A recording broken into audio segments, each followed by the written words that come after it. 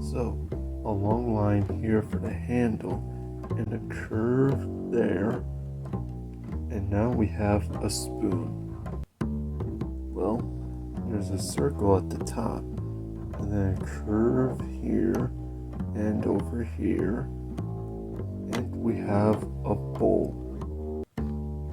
So, a carrot with the green stuff on top, a potato with eyes, and a celery stick with some lines and vegetables.